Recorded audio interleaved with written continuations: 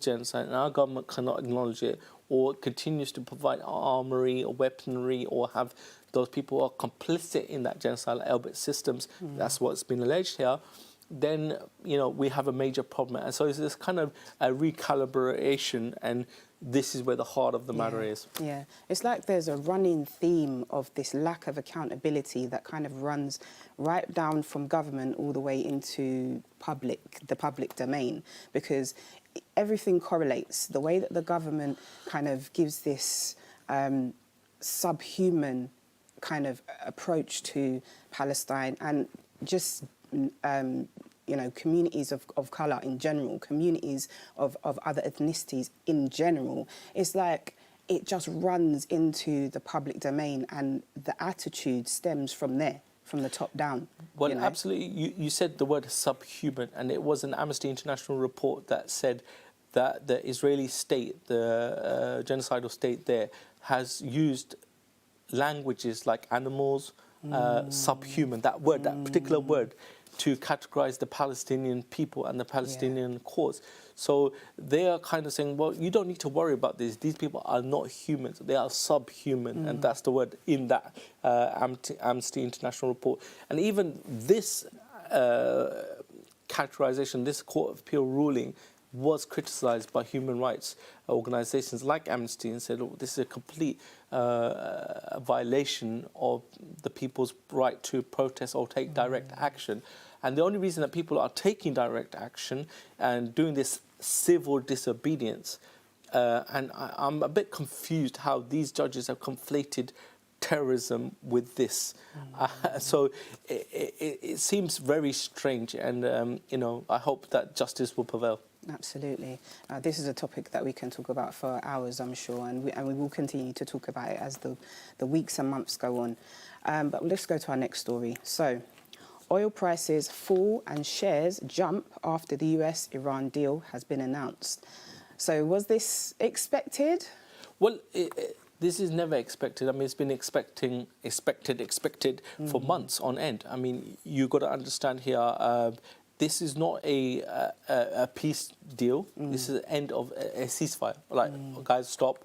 There's still many things to be negotiated. And we saw yesterday, last week, Iran attacking Israel because they said that Lebanon needs to be part of that agreement. And yesterday we saw the Israelis continue with their bombardment of Lebanon, and the people that have suffered huge amounts of loss, humanitarian loss in Lebanon. Of course, the argument goes, and what the media is pushing out there, is that these are fighting Hezbollah. Hezbollah are Iran's proxies, which is all correct as well.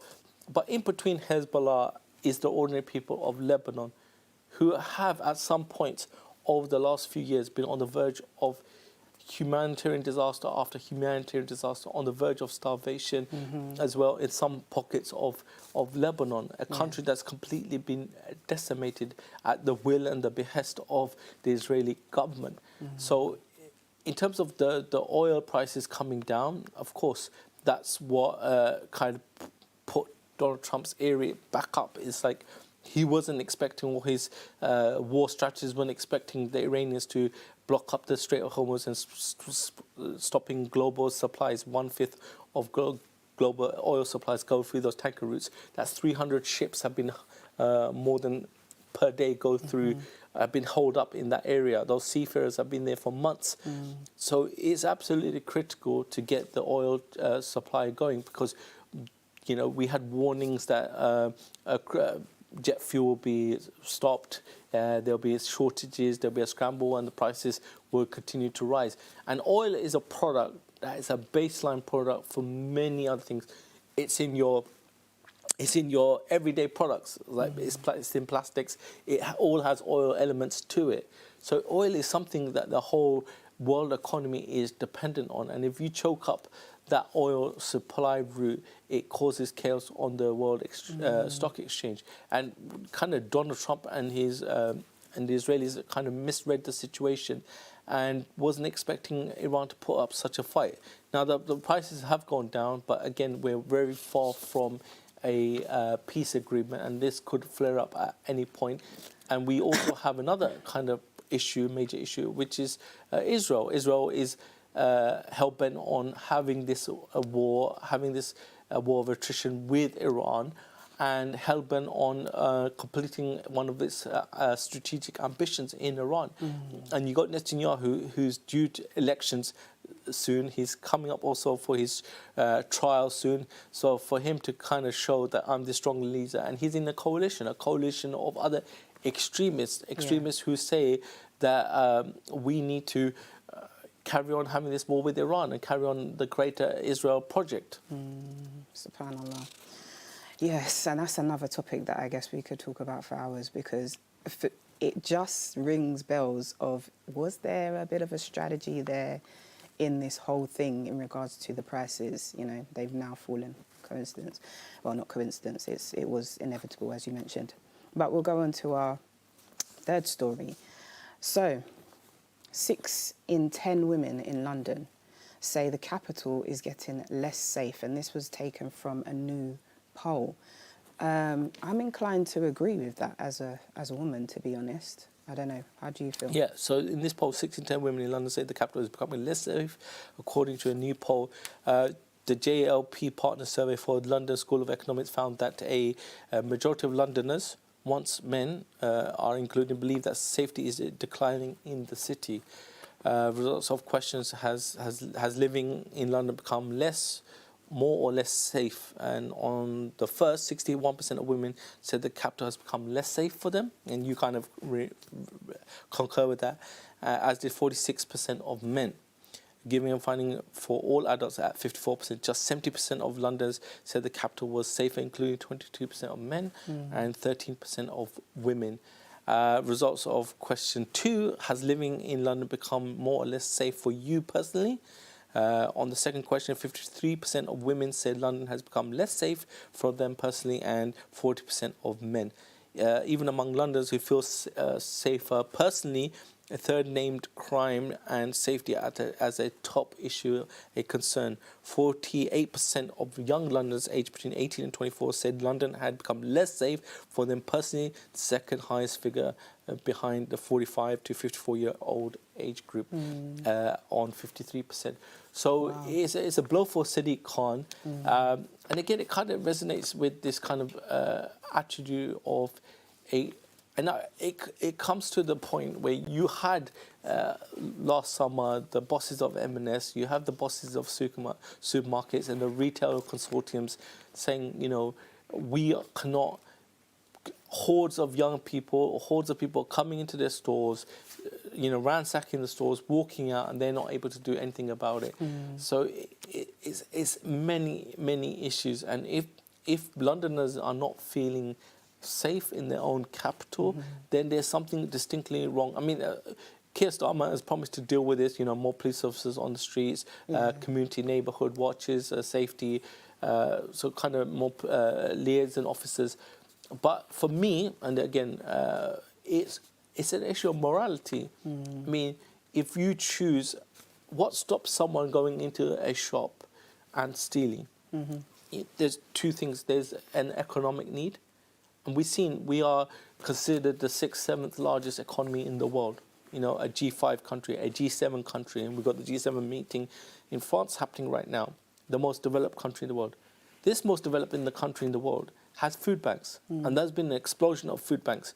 Our energy prices have gone through the roof. People cannot afford to put food on the table. We've seen reports where 3 to 4 million people, young children, are considered to be in poverty in this G7, G5 country, or the 6th, 7th largest economy in the world, 2% of the richest populations, and we still have issues of food banks, we still have issues of crime. And there's the other issue of morality. It's the moral code that people live by, meaning that some people work hard to earn everything that they have, and if I can't have it, fine, I'll go without it. And there's others who say, well, that's my right to take whatever I want and when I want. And there's another third layer, which is the kind of the misuse of substances, and I'm going to include in that drugs and alcohol. These are at epidemic levels.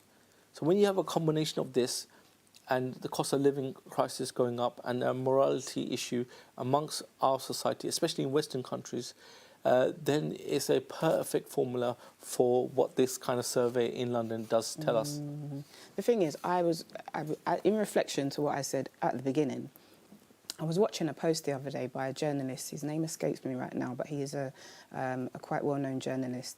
And he mentioned that the statistics of the crime rate have actually fallen as opposed to a fall about 10 years ago. And I don't have numbers to quote right now, but he distinctly mentioned the rate of crime has actually fallen. So I'm wondering if there's a perception, because this is a poll, right? And it's obviously based on people's opinions. So is that a perception based on what we see from social media these days? Yeah, I think you put it's a very important point that you've just said. It could be that perception that people don't feel safe, but you can't dismiss people's perceptions as well. Absolutely. If they're not feeling safe, if they're not feeling secure, or they've had instances, then the perception is just as important as the actual, a crime has happened. Do I actually feel safe at night? Do I feel safe as a woman to walk the streets? Yes, no, maybe. So perception is very important, and unfortunately, kind of according to this Snap poll, the perception says that it's not safe. It's well, not definitely. Safe. I mean, you mentioned 43% of Gen Z, and then 50-something% of the older generation have this strong view. But again, it kind of leans into what we was talking about with the social media, and maybe the social media platforms need to kind of, with their algorithms, stop fear-mongering us all, because maybe that's what it is. But this kind of leans into the next story that we're going to anyway. I mean, and I think I've read the same report, but there has been a kind of national crime survey which kind of reports on crime, and there has been a year-on-year decline of serious crime instances.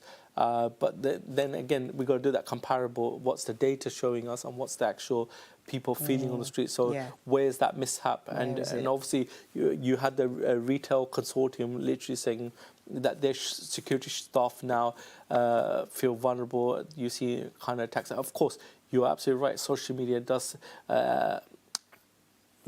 amplify those kind of attacks and those kind of issues. You've been on WhatsApp groups, and I've just saw the recent one where in my neighbourhood they were saying, "Oh, beware, don't go to Westfields in Stratford, because there was going to be bring your knives. There was going to be some kind of big raid into Westfield by young people," and that kind of grew, and it was kind of fear-mongering. Whether it's true or it was a hoax or not, I think it was definitely a hoax. So it's about news and the kind of reliability of news. And of course, in Islam, we always say, check the news and verify. And just to add to that very quickly, I know time's against us. We've just seen a report come out saying that, especially in the UK, the kind of reliance on mainstream news organisations and trust has fallen, especially in the UK. And people are now taking their news from not news organisations who have more checks and processes in place to ensure that they verify things, but they are taking from TikTok, etc. Let me just quickly go to this next story, because it leans into what we're talking about, and we've got a VT to play. So the social media ban could drive under 16s to a darker place online, the PM has warned. We've got a quick VT from a professor that we're going to play now. But I think the wider question is about the effectiveness of the proposed ban. And I think some of the concerns that I have, certainly, and some of my colleagues who've been working in child protection for a long time, are around several issues. So, for example, restrictions may reduce opportunities to develop digital literacy skills. Online resilience is very important, and technical skills. Essentially, children and young people have really grown up with social media, and it seems really that the ban places the onus on children and parents to now monitor that, to police usage, rather than placing the onus on tech companies to ensure that their platforms are safer, are more child-friendly, and that there are child-friendly versions of platforms. Well, so share your thoughts with us, please, Arthur. We've got Well, about well, under a minute, though. Yeah, so there are criticisms. Nicole Keogh, the Children's Commissioner for Scotland, said there's a real risk that children will be driven to darker places on the net, in the internet, and stop talking to adults about what they might see. The Commissioner added that Prime Minister's statement spoke to adults only, and not to children and young people who were most affected. Keir Starmer's dubbed this as Australia Plus. In terms of the fear, the onus is on the parents and all that, age verification. That is an issue, and it doesn't. Some people argue it doesn't go far enough on the tech companies who have to amend their algorithms to make them less addictive. That's where the criticism lies at, and it still has to develop the arguments and verification how it would do that. So yeah, still have to come and present those kind of processes and procedures. Absolutely, there's so much more that we can talk about. But thank you for sharing your insights with us this morning, Arfan. And now we are going to go to a quick break, and I will see you back here after that.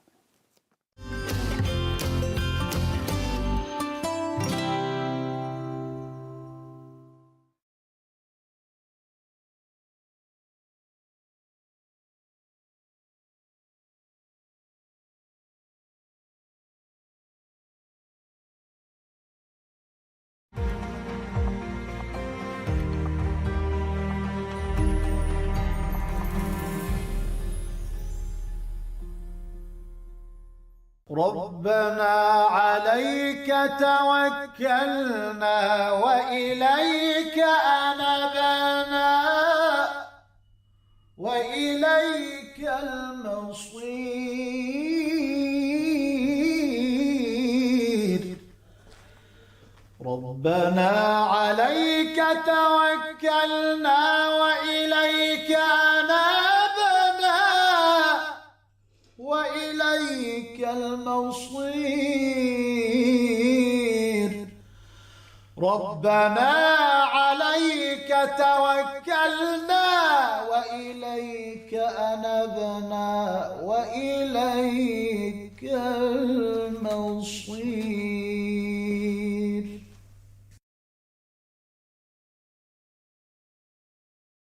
اللهم آتنا في الدنيا حسنة وفي الآخرة حسنة وقنا عذاب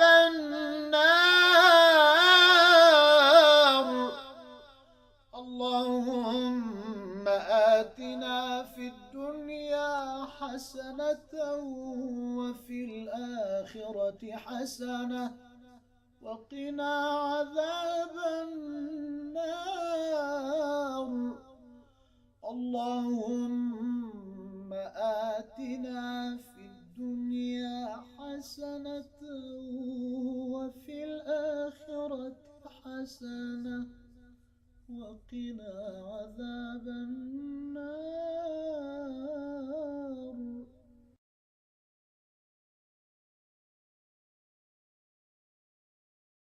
رب أوزعني أن أشكر نعمتك التي أنعمت علي وعلى والدي وأن أعمل صالحا ترضاه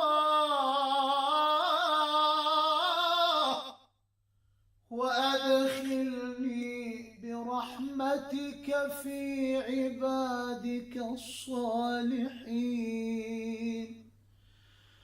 رب أوزعني أن أشكر نعمتك التي أنعمت علي وعلى والدي وأن أعمل صالحا ترضاه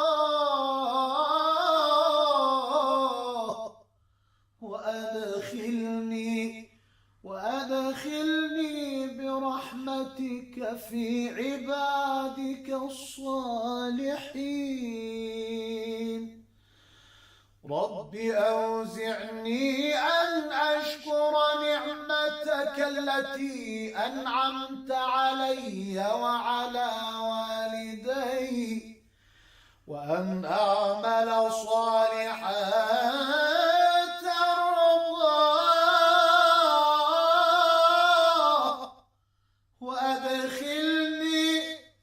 وأدخلني برحمتك في عبادك الصالحين.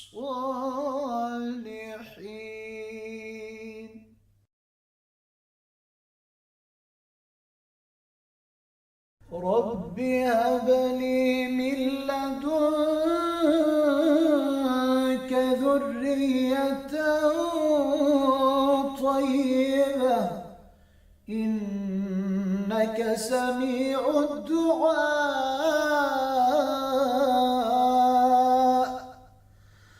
رب هب لي من لدنك ذرية طيبة إنك سميع الدعاء. رب هب لي من لدنك ذرية طيبة إنك سميع الدعاء.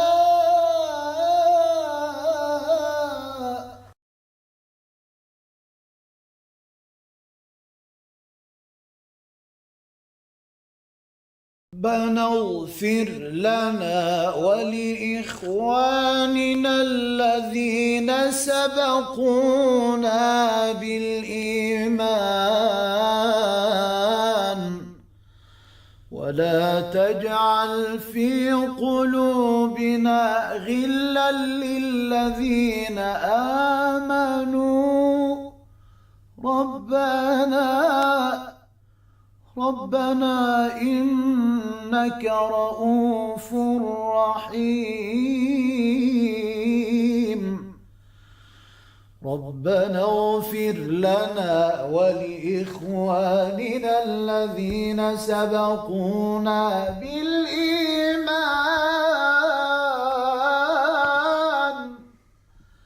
ولا تجعل في قلوبنا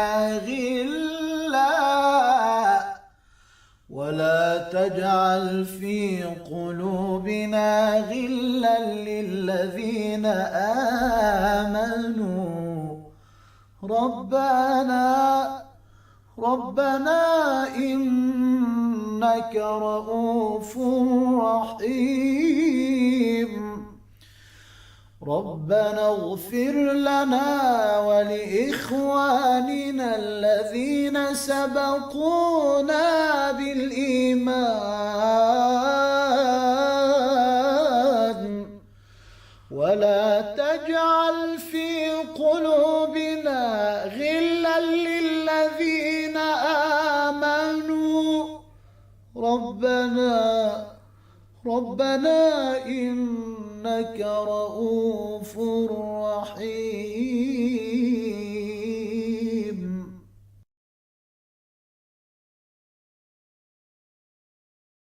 ربنا اغفر لنا ذنوبنا وإسرافنا في أمرنا وثبت أقدامنا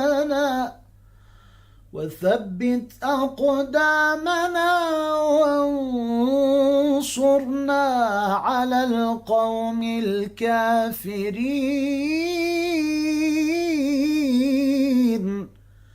ربنا اغفر لنا ذنوبنا وإسرافنا في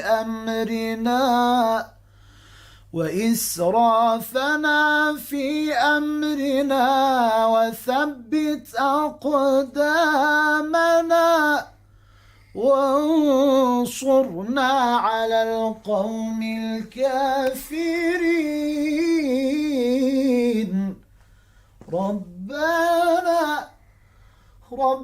اغفر لنا ذنوبنا وإسرافنا في أمرنا وإسرافنا في أمرنا وثبت أقدامنا وانصرنا على القوم الكافرين.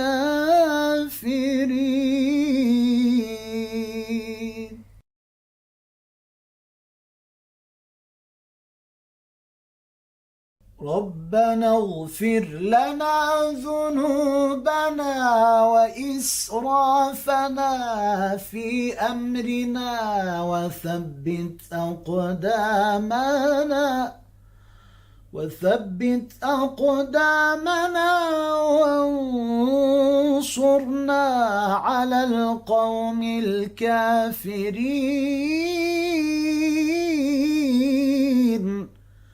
ربنا اغفر لنا ذنوبنا وإسرافنا في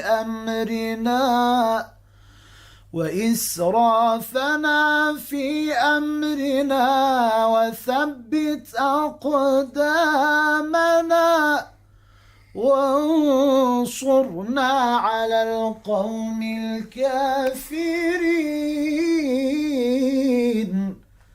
ربنا اغفر لنا ذنوبنا وإسرافنا في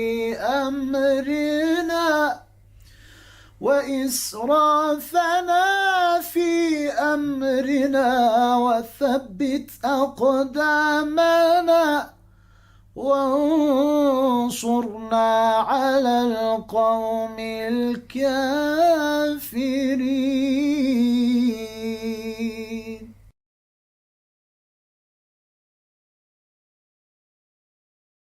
ربنا اغفر لنا ولإخواننا الذين سبقونا بالإيمان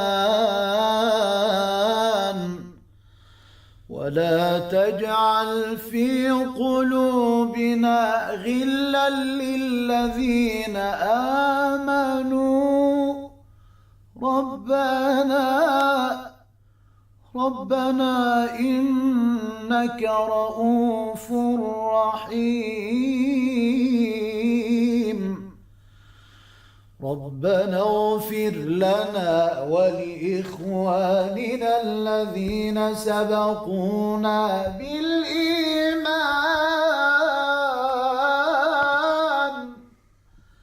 ولا تجعل في قلوبنا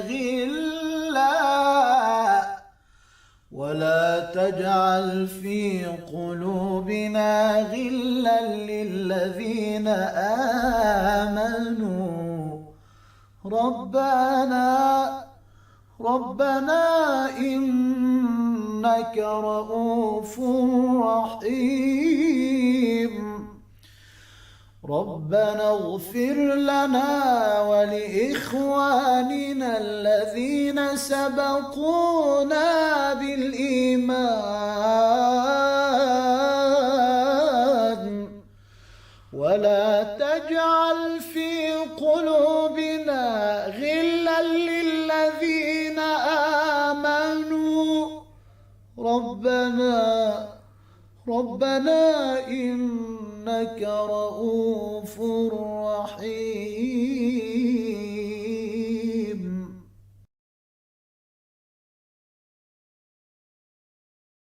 ربنا اغفر لنا ولإخواننا الذين سبقونا بالإيمان ولا تجعل في قلوبنا غلا للذين آمنوا ربنا إنك رؤوف رحيم. ربنا اغفر لنا ولإخواننا الذين سبقونا بالإيمان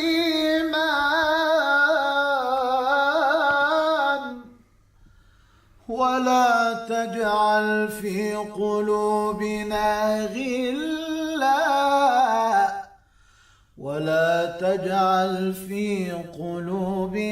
غلا للذين آمنوا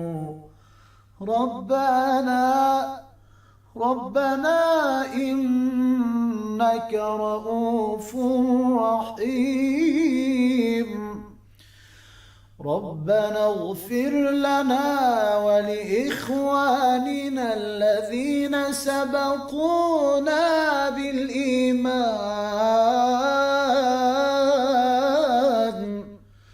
ولا تجعل في قلوبنا غلا للذين آمنوا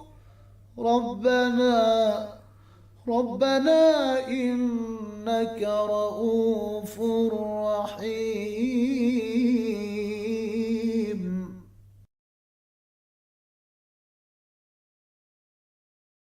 ربنا اغفر لنا ولإخواننا الذين سبقونا بالإيمان ولا تجعل في قلوبنا غلا للذين آمنوا ربنا إنك رؤوف رحيم ربنا اغفر لنا ولإخواننا الذين سبقونا بالإيمان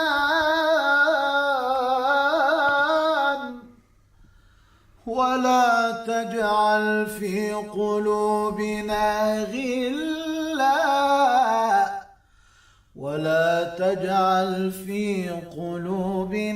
غلا للذين آمنوا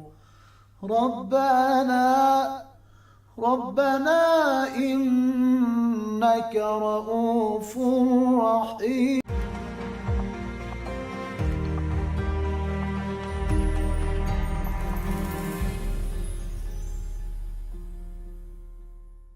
to it. In our next segment, we're taking a culinary journey around the world as we explore recipes from different countries and cultures, and from comforting family favourites to exciting new flavours, we'll be sharing dishes that celebrate the rich diversity of global cuisine. Whether you're looking for inspiration for tonight's dinner or simply enjoying learning about food from different parts of the world, this is a segment that you really don't want to miss. So grab a pen and a piece of paper, and if you'd like to just jot down some notes, you can do so, but let's get cooking.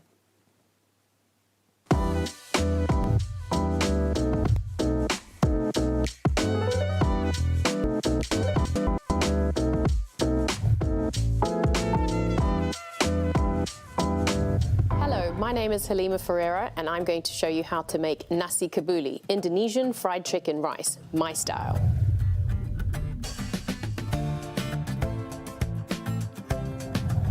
To start our recipe off, we're going to have to cook our rice. In this pan, I've got the water from the chicken. You then put some crushed lemongrass, a few shallots, some cumin, coriander, bay leaf, and a little bit of allspice. And then you just let the chicken cook in that water. You drain it and you save it for the rice. That's exactly what I've done. So over here, I'm going to just add in a little bit more water. I'm going to add some kibbled onion.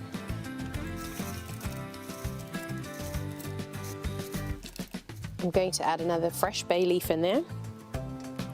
And last but not least, our rice. And then we're just adding it into our stock. We're going to stir that through a little bit. Mix it all together. We're going to cover it and let it cook on a low heat, about 15 minutes. And then we'll get back to that. The next step is we want to fry our chicken, so we need to get a nice big pan on, we need to put some oil in there and bring it up to 180 to about 190 degrees. So we're going to let that get up to temperature for a second. Now that we've checked our oil's hot, we're going to start placing the chicken in. But be careful with it because it can spit at you. The chicken still does have water on it on the skin, so it might spit. So do be careful when placing this in. Gently. Like this. So what I like to do is cook the chicken for about 2 to 3 minutes on each side, just so it's nice and golden. We want it to be nice and crispy and a great golden color. Our chicken's ready to come out. I like to use this spider because it drains, it just helps drain that excess oil a little bit, and then put it onto some draining towel. Pan is very hot, so do be careful when frying at home.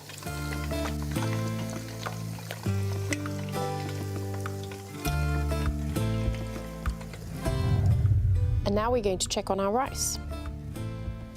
That's perfectly cooked. Steam out. I like to use a fork and go around the edges to break it apart. And now we're going to start assembling our dish. We're going to go around the edges of the rice. We're going to place it into our dish.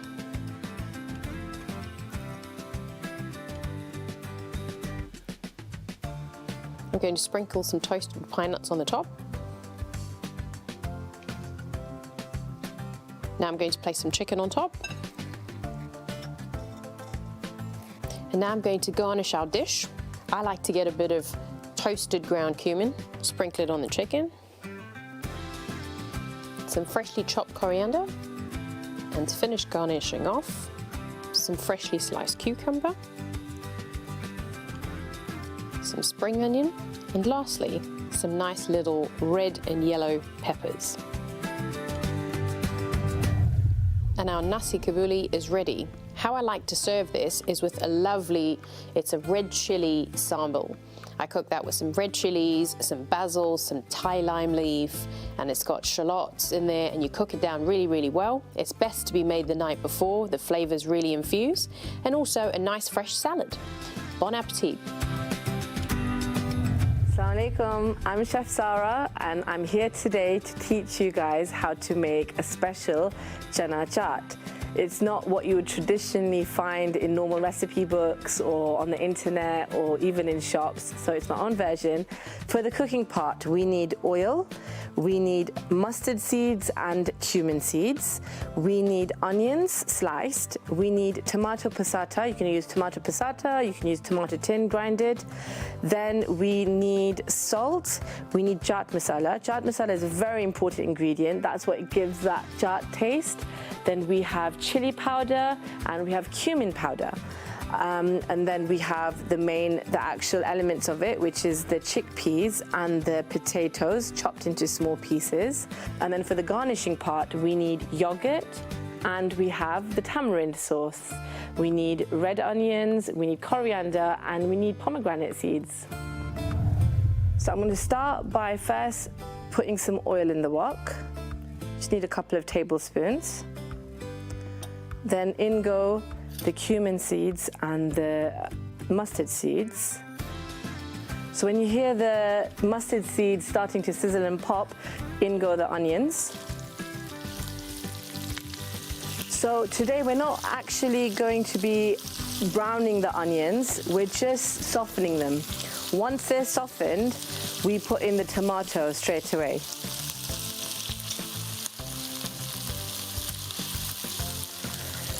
So now that the onions have softened, we're gonna put the tomato in.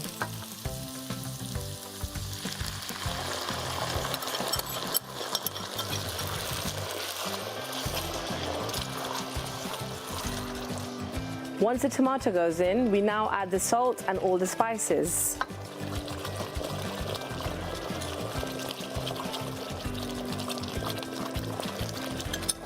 So I added in the salt and the chaat masala. Now goes in the chili powder and the cumin powder. Now that we've put the spices in, we just need to leave it on slow for about 3-4 minutes and let it simmer so all the spices get cooked nicely with the tomato. Now for the potatoes, what we do, this is a special technique, you use half the potatoes and you actually squash them with the back of the spoon into the sauce. What this does is it actually thickens the sauce a little bit and gives it a different texture. And then you add the rest of the potatoes and leave them whole. So that's what I'm going to do now. I'm going to add half of the potatoes and just squash them a little bit, just a little bit. You can actually smell the aroma of all the different spices combining and cooking with the tomato sauce. It smells really delicious. Once we've slightly squashed the potatoes, now we put in the rest of the potatoes, and we also put in the chickpeas. Give it a good mix.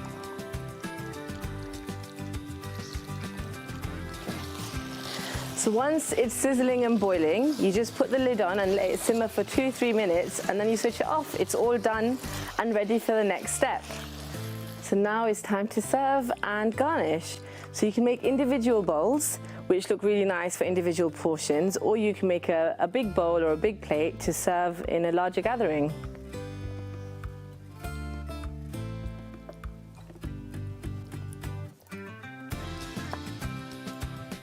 For extra flavor, what I do is I add the chaat masala into the yogurt that we're going to use as a topping. And we still save a little bit more chaat masala for actually sprinkling on top as well. So now this gets spooned straight on top of our base. Now it's time to garnish. So first we're going to use these. These are called sev, and you can find them in most Asian supermarkets, and you just sprinkle them on. So next we're going to use the onions, the coriander, and the pomegranate.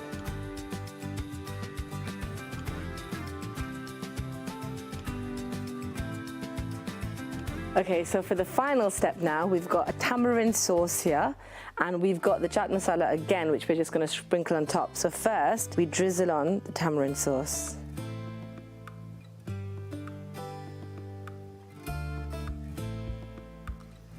And finally, just a sprinkle of the chaat masala. And there you go. Perfect dish, perfect for a snack or even as a starter, a family favorite, so easy, so delicious to make. Assalamu alaikum, my name is Zarka, and today I'm sharing a very special snack recipe of Punjabi samosas. Yes, they are stuffed with potatoes and peas, and they're traditionally eaten a lot in South Asian families. But nevertheless, they're very popular around the world with different stuffings. So let's begin the recipe.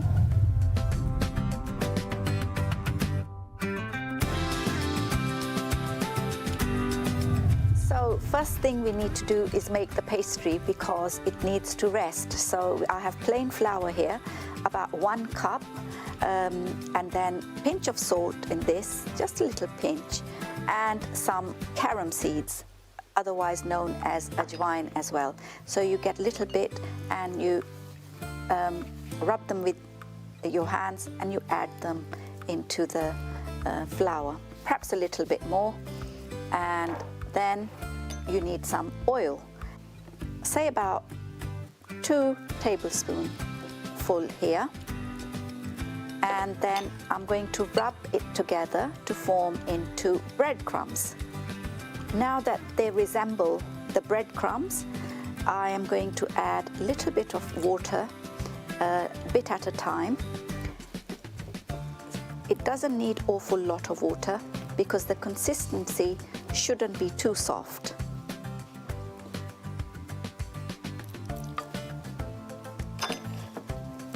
Then you just mix it up and make it into a nice ball like this, and then you need to let it rest for at least 20 minutes to half an hour.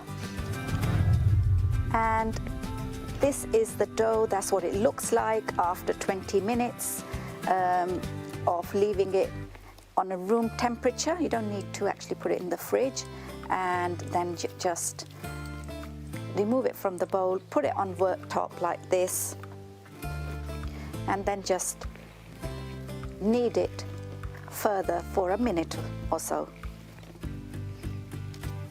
So dough is ready to be now made into samosas. We will be dividing now the dough into equal pieces, and we're making the tiny samosas here. So you can see a little bit of dough here goes a long way. So now we will just roll it and make it into tiny balls. So then you get a bit of plain flour and you're going to roll this out. So do this with your fingers, make it flat, and then get a rolling pin and roll it out, making sure all the parts are equally rolled out. Once it's rolled out, then you cut it into half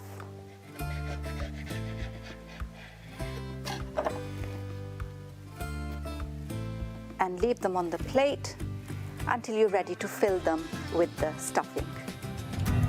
And now that we've made the pastry, time to actually make the stuffing. So I have coriander seeds, fennel seeds, and cumin seeds. And now I'm going to roughly grind this. You don't need to put it in a food processor. Now that I've got this all grinded quite roughly, I've got a pan here heated up. I'm going to add a little bit of oil, any vegetable oil would do. And then I will add the chopped up ginger, garlic, green chilies, and fresh coriander. We leave it till last.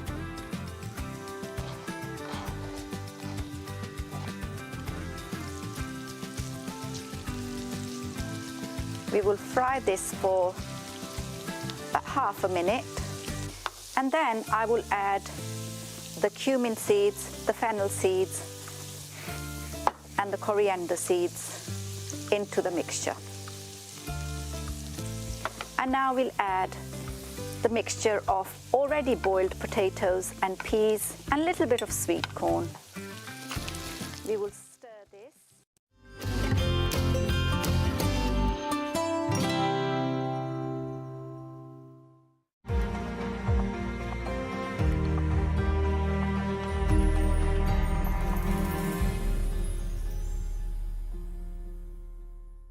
ربنا اغفر لنا ولإخواننا الذين سبقونا بالإيمان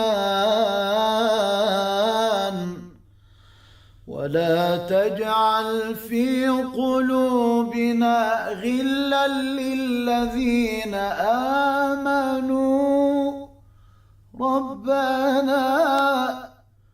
ربنا إنك رؤوف رحيم ربنا اغفر لنا ولإخواننا الذين سبقونا بالإيمان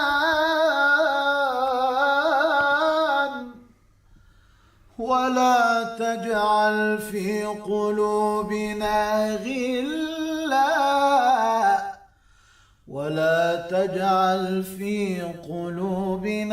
غلا للذين آمنوا ربنا إنك رؤوف رحيم ربنا اغفر لنا ولإخواننا الذين سبقونا بالإيمان ولا تجعل في قلوبنا غلا للذين آمنوا ربنا إنك رؤوف رحيم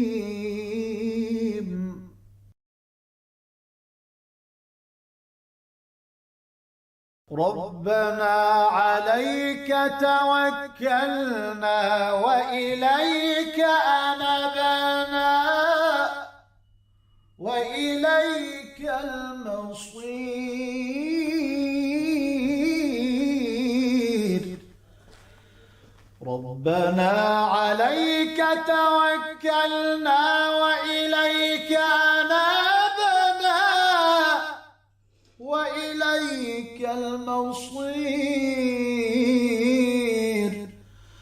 ربنا عليك توكلنا وإليك أنبنا وإليك المصير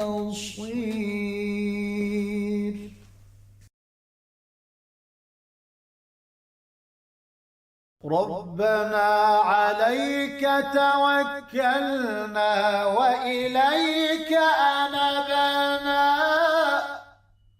وإليك المصير ربنا عليك توكلنا وإليك أنبنا وإليك المصير ربنا عليك توكلنا وإليك أنبنا وإليك المصير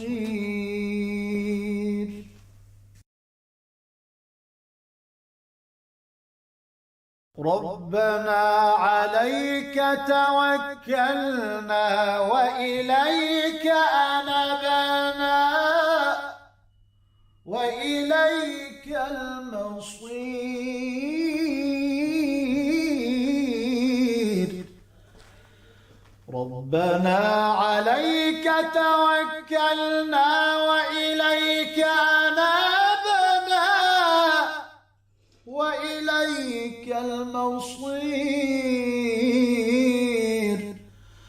ربنا عليك توكلنا وإليك أنبنا وإليك المصير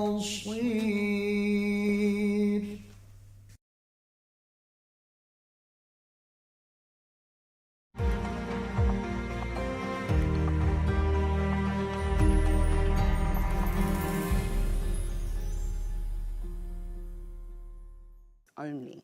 Nothing discussed on this program should be taken as personal financial advice, investment, or any other type of financial advice, or any recommendation to take any particular financial action. Now, if you're considering a financial decision, you should always seek advice from a qualified professional who can take your individual circumstances into account. Joining us today are Adil Bareksi and Ahmed Ayubi, co-founders of Nisba. Ahmed Ayubi is the financial advisor at Ansari Financial Planning and the co-founder of Nisba, and he holds the CFA Charter and Islamic Finance qualification, bringing extensive experience to financial planning, investment management, and Islamic finance. Adil Bareksi is a co-founder of Nisba and a former economics teacher. He has extensive experience in economics education and Islamic finance, helping to make complex financial topics clear, practical, and accessible. Together, they bring a wealth of knowledge across finance, economics, and Islamic finance, helping us better understand the financial issues and developments that affect our daily lives. And we'd love for you to be part of the conversation.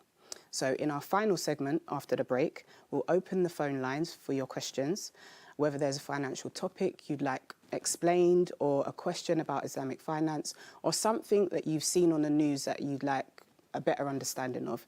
This is your opportunity to put your questions directly to our guests live on air. Please remember, any responses provided on air will be general information and educational commentary only and will not constitute personal financial advice. You can call us directly or send your questions via WhatsApp. The number's on the screen and we'll put as many of them as possible to our guests during the programme. So start sending your questions now, and let's get straight into today's edition of Money Matters.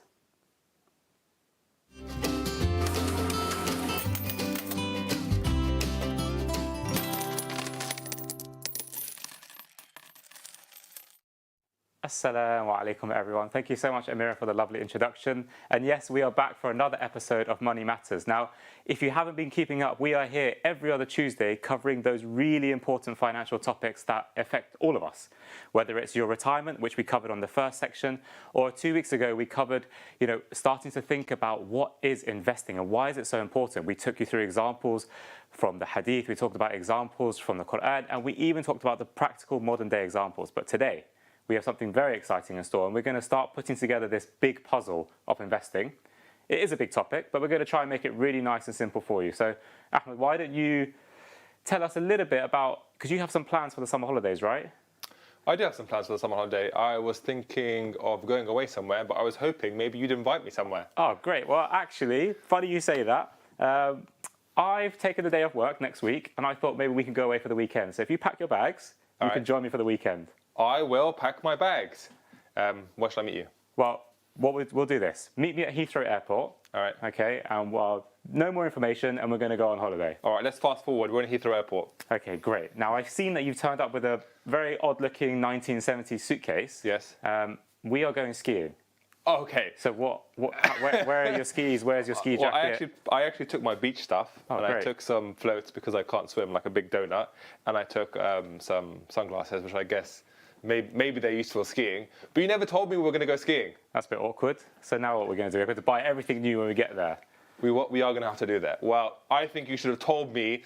We should have planned in advance where you told me where we were going, then I would have packed the right things. Do you know what's really frustrating? This reminds me of another scenario that I had. My mum, I was at her house and she said, can you go buy some ingredients for me? And I just assumed she makes an amazing tiramisu, so I went out and got the typical ingredients for a tiramisu. I get home and she's like, what's all this? I needed the ingredients for couscous. What have you done? And again, because I didn't know what I was going to buy, I just assumed that I needed the typical ingredients that I always go and get for her, and I've come back and I've made a huge mistake. Hopefully you're getting the picture.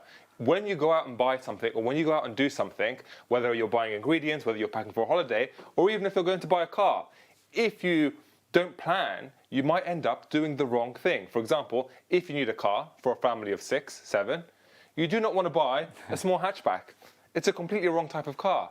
And it's the same when it comes to investing, don't you think? Absolutely. So we're going to try and take you through step by step, and maybe you're starting to think about what is today's topic, but let's try and show you the overall picture. So we're going to focus on goals today. Maybe you have heard about SMART goals, maybe you've never really sat down and thought about your goals, but we're going to try and give you a framework so you can do this, because this is the most important thing when it comes to investing. Everyone always starts off with, what can I invest into? But they forget the why. So that's what we're going to focus today. Why should we be investing, and what are we investing for? Yeah, these are goals that you can achieve with your money. So we're not talking about goals like learning juz' from the Quran or something, even though that's a wonderful goal. But really, there are certain things in life that are quite expensive. And it's really good to plan around them. Remember that classic saying? What is it called? If you fail to plan, you plan to fail. Cheesy, but let's get into it. So this is part of a 6-stage framework that we teach when it comes to investing in a halal way. And we're going to take out bits each episode, so make sure you do tune in with us. And you can see step 1 is all about our goals and risk. Today we're just going to take the goals. But as we go through the different episodes, we're going to start to really get into the different parts of building a halal investment portfolio that is not only suitable for you, but maybe you could start thinking about how you can build one for your kids, or maybe for your parents potentially, if you are the person financially responsible at home. So there's lots of super exciting topics that we're going to cover, so make sure you do keep joining us as we break them down. It's quite relevant we're talking about goals because the World Cup added. Oh, that's so bad. Okay, so there are 3 things that are part of this step 1 of the framework. So we are going to look at goals. We are not going to cover budgeting today, and we're not going to cover risk today. Those are going to come, inshallah. But this is going to be really bad, but every week I'm going to say this is the most important, because it's all so important. It's so important that we get it right. And I think it's especially important for us as Muslims that we are financially literate and we do things in a safe and responsible way. We don't want to be getting scammed, and often we do get scammed because we don't really know how to do things in the basic manner. So hopefully today will really lay the foundations. I think what's nice about thinking about your goals when you're investing is that it helps remind you that money is a means to an end. If your goal is to have £1 million, for what? How is that money going to help you either reach your goal in the akhirah or reach your goal in the dunya? £1 million itself doesn't do anything. But as soon as you conceptualize it with real goals like a deposit for a house or something else, I think it becomes quite nice. So if you haven't thought about your goals before, let's pull up some examples of things that potentially could be a goal. Okay. Now, obviously, as Muslims, one of the main goals we should all have is go to Hajj. But simply just saying, oh yeah, I might go to Hajj, is not really a goal. That's a bit of a wish, a bit of a dream. We need to really start putting in a framework in place to help us say, okay, how do we actually achieve this? So let's say, I think there's two main things with every goal. How much does that goal actually cost? And what is the timeline that we want to achieve that goal? Anything else you'd add? No, I think on the surface it seems quite straightforward. People generally know the price of Hajj, but there's a few extra things you generally need to consider. Some goals are a bit more complicated, like the idea of retirement. Retirement is one of those goals you should start thinking about really as soon as you start earning. It's really important. The sooner you start thinking about it, the better. And trying to figure out how much you need for retirement. Could you put a number out of the air about how much you need for retirement? Well, maybe, because we've been doing this a long time. But no, but generally speaking, it's very difficult. And I don't want you to use the argument, well, I might die anyway, I'm not going to plan for my retirement. That is not the way we think as Muslims. We think long term, think beyond yourselves, think about the next generation. So if you're not worried about retirement, you should be. But one thing that we should all be thinking about, for sure, 100%, is also maybe a house. Houses are going up in price every single year. And I think a lot of the younger generation are just saying, I can't afford to buy a house. It's impossible. But hopefully we're going to break it down to show actually maybe it is possible. Maybe there are ways of getting there, but we have to think with what is the goal. And finally, what's a great final example? There are hundreds of examples that we could have, but you could even have an aspirational goal, something which you never thought that you could do just because you never really planned around it. But for example, private school education for your kids, it is expensive. But maybe if you planned around it and you looked at the numbers, that is something that you'd want to do. But what we have to do, now that we've conceptualized some goals, is start putting some numbers behind it. And though on face value, it might seem quite straightforward, let's look at one in a bit more detail. Let's look at the idea of Hajj. Great example. Now, obviously, before we even get to the goal, we have to go back to the topic that we covered 2 weeks ago, which is inflation. Now, inflation is that really, really horrible thing that is silent and secret, but it eats away at your money every single day. So if you leave your money in your current account, or maybe you leave your money at home, it is depreciating in value. So when you go to buy something, yes, fine, the actual note that you have in your hand is the same, but the thing you go to buy is now more expensive, and that's what we've demonstrated. So over kind of each year, we're looking at maybe 2.5% or 3% in terms of your pound going down in value. And you can see from 2005 to 2025, we've maybe lost almost half of that £1 in terms of its value. Yeah, it's crazy when you think about it, but time passes, and if you pulled someone from the year 2005 or 1980 even to today, and they saw the prices, I'm sure they'd be shocked. So let's pull up the idea of Hajj. Now, if you are lucky enough to be alive 20 years ago and have the opportunity to go to Hajj, you probably know the costs. And if you're talking about Hajj with someone today, one of the main things that comes up is, wow, that's expensive. But the average price of Hajj back in 2005 was around £2,500. Now, we all know that's not the price of Hajj today. No, to be honest, even when we did this research, I was quite shocked. I was like, oh my God, I wish I went in 2005. Yeah, it's so much cheaper. So let's see an average of what Hajj might cost you today. And obviously there are so many different packages that you can choose from when it comes to Hajj, but we're looking for something mid-range, something quite average. We're seeing that today, generally speaking, the cost of going on Hajj is around £8,500 per person. So if you're in 2005 and you start planning to go on Hajj, and you say, I want to go 10 years or 15 years in the future, and you start saving for £2,500, are you going to miss the mark? Absolutely, because if you're planning based on today's prices, you're not going to get there. We need to plan on those future prices. So let's push this forward into the future and say, oh, I want to go to Hajj in, say, 5 years' time. We can say that it's grown at around 6% per year, so we can just put forward the estimate and say in the year 2030, it might cost around £10,500 to go on Hajj. So now we're starting to formalise a plan. I want to go on Hajj.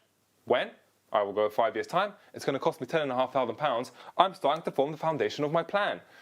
One thing that you would have noticed, and I think it's something it's really important that we get to grips with. I think a lot of us don't like it, but it's percentages. If we start talking about the exact value of it, maybe it's not always that clear, but I think if we get to grips with percentages, then it will really help, because we already told you inflation is maybe 2.5% to 3% a year. And we said the price of hash has gone up maybe 6% a year. Now you might be thinking, I had a pay rise last year and that was only 3%. Then, it's going to become very difficult to achieve those goals just by saving money at home. But let's take another example. Let's look at the house, which, like I said, so many people think is just not even possible. So in 2005, we did some research, and the average house price was roughly £160,000. Of course, there's differences based on if you're in the north, if you're in the south, or London, etc. But we've taken an average. And if we fast forward that, 20 years, okay, now you can see it's no longer £160,000, it's £260,000, and that is based on 2.5% growth in prices each year. But what you need to start doing is not just plucking this number out of thin air. You need to start thinking about for yourself, okay, is it different for your area? Well, what type of house do you want? Is it a 4-bed? Is it a 3-bed? Is it semi-detached? Do you need a garden? You've got to start thinking about these things specifically to you. But if you just say to yourself, I can't achieve it, well then you're never going to know. You are never gonna know. Let's pull up one more example, and perhaps the most difficult example, which is retirement. Retirement is one of those things which is really difficult to plan for, because there are so many variables, so many unknowns that may happen. For example, at what age are you going to stop earning? Do you want to take a large holiday as soon as you retire? When is the state pension going to kick in, and how much is it going to be? Are you even entitled to it? Are there going to be any large medical expenses? Is the NHS going to have the same power that it has today when I am at the age of retirement?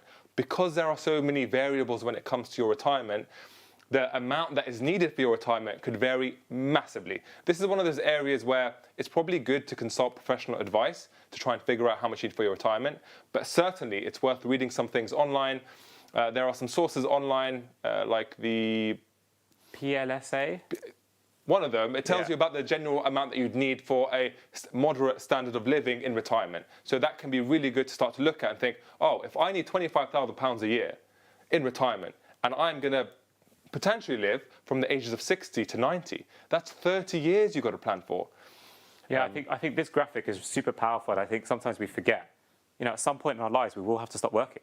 We will stop earning money. We will no longer get that monthly income. What do? They say that we are living longer on average. Okay, who's going to fund that? Are you expecting your children to fund it? Because we've said the state pension may only take you so far, and maybe you're not entitled to all of it anyway. So it really does require some planning. And we put some, they might seem scary big numbers up there, but we're going to show that actually, with a little bit of work, maybe they're not so scary. So the foundations of a plan with your goals might look something a bit like this. You're saving money for your child. You want to go on Hajj and you want to retire at a certain age. You've put down the amounts that you need and the time frame you want to achieve those goals in. Obviously, goals can change over time. The amounts that you want to save up for each goal can change over time. You could have new goals. But if you understand the foundations of financial planning, the idea is you'll be able to change your plan along the way. But what's the next step, Ada? We have this. What should we be thinking now? So we've got these scary big numbers that look like huge lump sums, and if I think, oh my God, there's no way I can put all that money aside, we need to break it down, and we need to start thinking about what are the practical monthly steps that we can take towards achieving these goals. So we have a timeline, but now we're going to start thinking, okay, well, how much can I actually put away each month towards these goals? Because, we have to work towards them. So here we've got Hajj, for example, in 7 years. Well, to get that £15,000, I take that and divide it by the 7 years, and that works out as £179 a month. Okay, now it seems a bit more realistic. And if I go to my next example, maybe the money for the child or private school or help them with university, okay, £50,000 seems huge, but if I just put away £209 a month, I can get there. And then retirement, okay, yes, that is a huge number that I don't think anyone can really put away, £3.5 grand every single month, and it seems crazy. So here we are now saying the total cost of achieving our goals on a monthly basis is just under £4,000. And I know it is crazy. You're just thinking, what's the point of this? What a waste of time. I can't put away £4,000. However, remember, this is all about investing. And so, Ahmed, what can people do to try and make that number more manageable? Well, what we've been looking at here is the idea that you're putting your money away for 30, 20, 7 years, however long, and there's no investment growth. But in reality, there is a way to invest your money that is halal, that you can achieve investment growth. Now, we're not talking about investing today. Today, we are just looking at the foundations. But let's assume that you were targeting a 7% growth on your money, which is certainly possible, certainly reasonable, certainly has been achieved in the past, and certainly can be done in a halal way. So now, instead of looking at just the numbers with 0% growth, let's now consider them with some growth. So we've cut the amount that we need to put away for Hajj by around 40, 50 pounds, money for your child around 100 pounds. But the big one is when we consider a very long time frame over the course of 35 years, that £3,500 that we had to save each month is now £833. And this isn't even considering the extra benefits that you get away from putting money towards your retirement. You may get employer contributions, you may get tax breaks. So in fact, the amount that you may have to put away to reach the 1.5 million isn't even £833 a month. It may be around £400 a month. This is the power of financial planning, because people don't think the idea that, oh, you might not think, oh, I can afford to do that. But in reality, a bit of thought, a bit of planning, and it's a lot more achievable. I think let's just really take a moment here just to grasp what we've just shown. Initially, we were saying if you were saving for these goals, okay, so however you save for your goals now, maybe you put money in your current account, maybe you save it at home, maybe you even give your money to someone else to save it for you. It would have cost you £4,000 or just under £4,000 a month to achieve those goals. Like we said, completely ridiculous. But by investing it in a halal way into things that appreciate over time, and remember we looked at some of those and we're going to do a deep dive in a few weeks, inshallah, we can slash that amount by a considerable amount. Now we're looking at £1,000. Okay, that might still be a lot, but 1,000 to 4,000, that's crazy. And that means you're able to achieve the £1.5 million retirement. You're able to achieve the big lump sum for your children. And you're able to achieve the Hajj in those timelines. But there are different levers we can pull if some of these things are not realistic. And of course, these you need to do for yourself. So that's what we're saying. We're trying to show you the framework, and then you need to kind of sit down at home and maybe sit down with your partner or by yourself and think, okay, what are my goals? How much do they actually cost? When do I want to go? And then you can start put together your numbers and it will start to make sense. Yeah, hopefully we'll show in the coming weeks as well. If you get to an end figure and you're looking at it and you think, wow, that is not a number that I can save each month, there are things that you can do to help this number that we have on the screen balance with how much you can save each month. But at the same time, a lot of people, when they start investing, or when they start thinking about, I want to start putting money away, they start off with, how much money am I left with at the end of each month? That's the amount of money I'm going to put away, without any thought to how much money do I actually need to put away.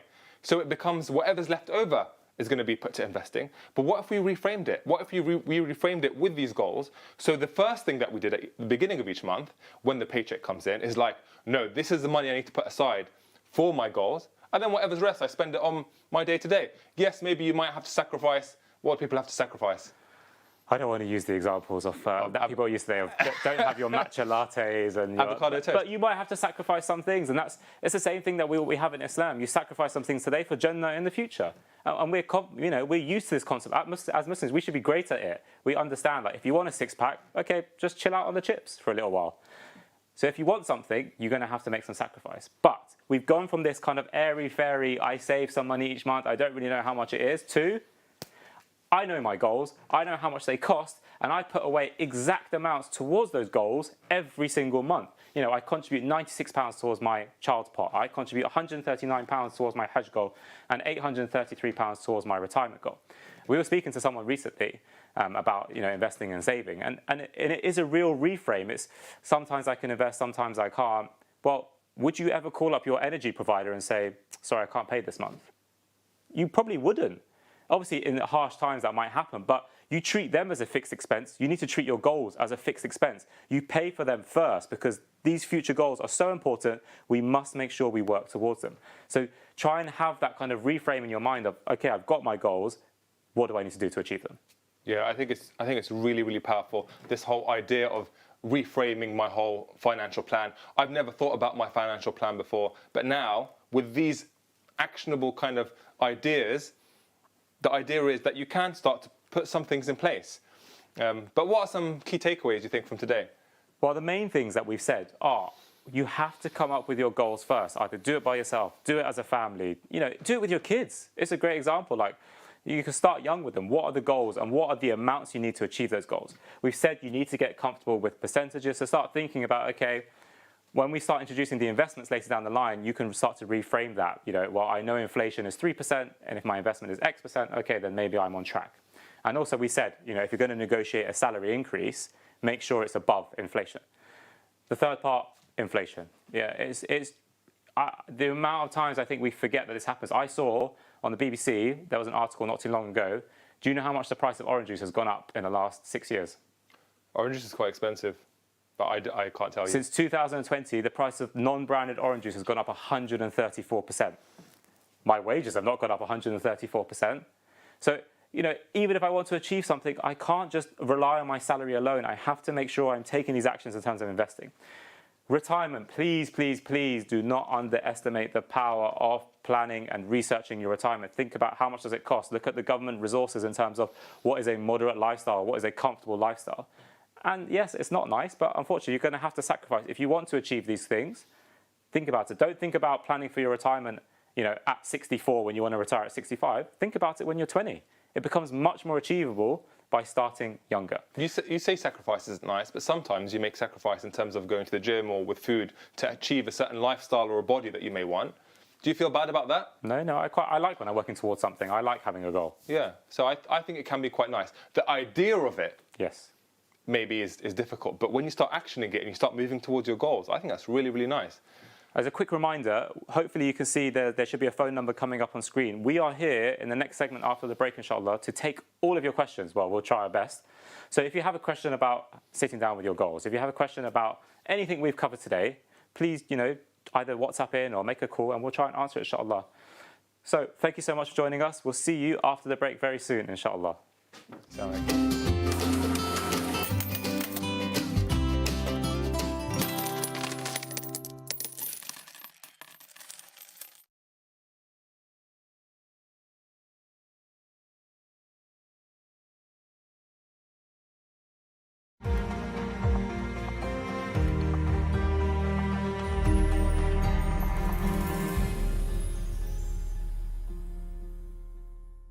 ربنا اغفر لنا ولإخواننا الذين سبقونا بالإيمان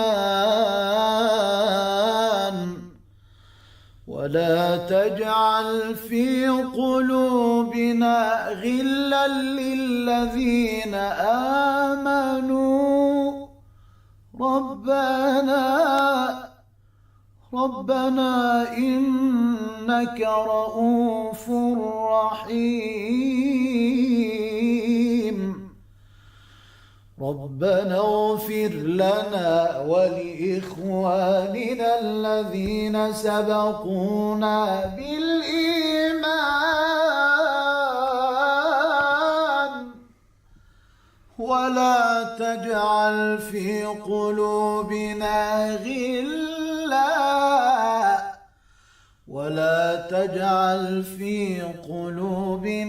غلا للذين آمنوا ربنا إنك رؤوف رحيم ربنا اغفر لنا ولإخواننا الذين سبقونا بالإيمان ولا تجعل في قلوبنا غلا للذين آمنوا ربنا إنك رؤوف رحيم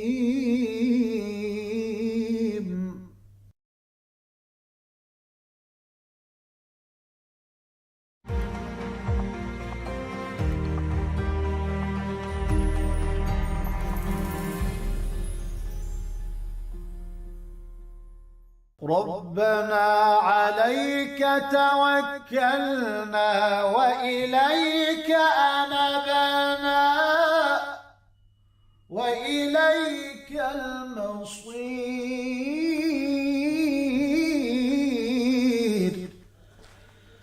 ربنا عليك توكلنا وإليك أنبنا وإليك المصير ربنا عليك توكلنا وإليك أنبنا وإليك المصير.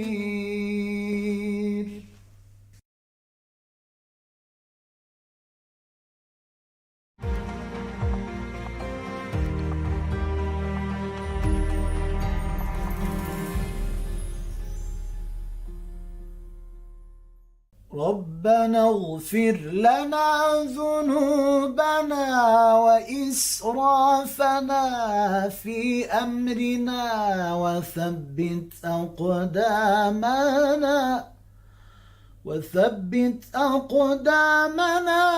وانصرنا على القوم الكافرين.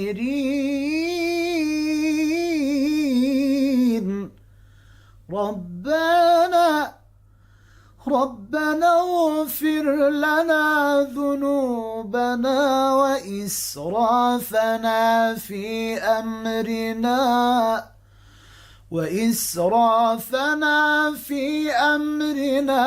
وثبت أقدامنا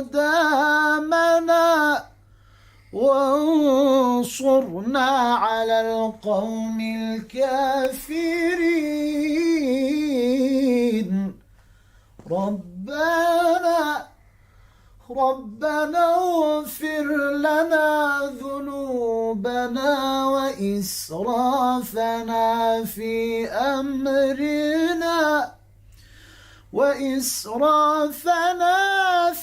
أمرنا وثبت أقدامنا وانصرنا على القوم الكافرين.